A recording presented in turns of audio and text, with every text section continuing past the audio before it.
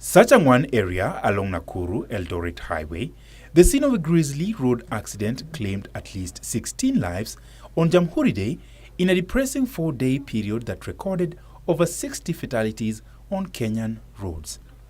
It is one of the two deadly spots, the other being Salgaa on the busy highway. And today, officials from the Transport Ministry were at the notorious scene. Infrastructure Principal Secretary Engineer John Mosonik says the government will spend 500 million shillings to erect bumps on the killer stretch, even as he blamed human error, the 13-vehicle pileup. Immediately, I've directed a team here to make sure that they start working from tomorrow, to start marking the roads. And then apart from that, to make sure that they increase the pumps all the way from Kivunja up to Salgaa. So I think also we are taking necessary action to make sure that we increase the pumps there. And also quite often, because of carelessness, the vehicles or the traffic actually try to overtake in areas where they are not supposed to. So we are going to increase some barriers in those areas. Mosonik added that the government will construct a dual carriageway along the accident-prone section next year as a long-term remedy.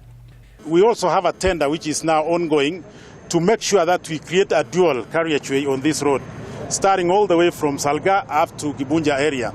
And that one, we have already floated a tender. You should be able to evaluate and start February or March, so that we can do some work to minimize again traffic. That is creating traffic, those who are going uphill and also those who are going downhill.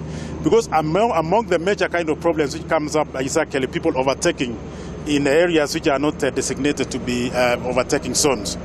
The announcement comes even as both Transport Ministry and the NTSA face sharp criticism over laxity to bring sanity on Kenyan roads at the expense of innocent Kenyans. The CS for transport and his PS should have just resigned without waiting for anything. For in a span of 4 days, 80 people lost their lives. There's nothing they are doing. They should not even be in the office and nothing. As Road Association of Kenya, we have even been trying to write letters to the ministry. They have never responded even to one. We have enough laws in this country. We have the right laws. Enforcement becomes a problem. What we are seeing in NTSA, it has gone back to the role of compliance.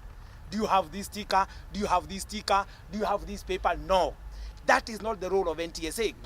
NTSA should not apply office managers to be dealing with the papers. That is one department of NTSA. Actually, it should be the smaller department.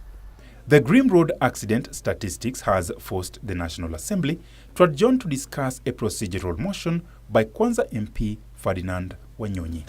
Where is the traffic police? Where is the NTSA, Mr. Speaker?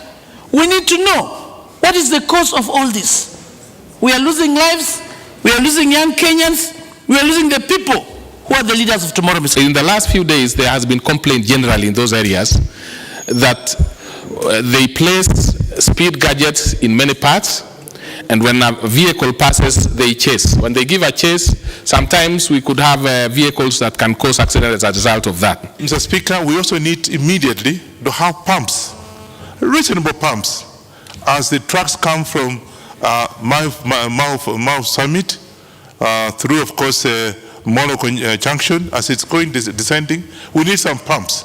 The pumps that are there are not able to help at all. We've had so many accidents. We've lost a lot of lives between Salgaa and Sachangwan, Mr. Speaker. For how long are we going to debate this?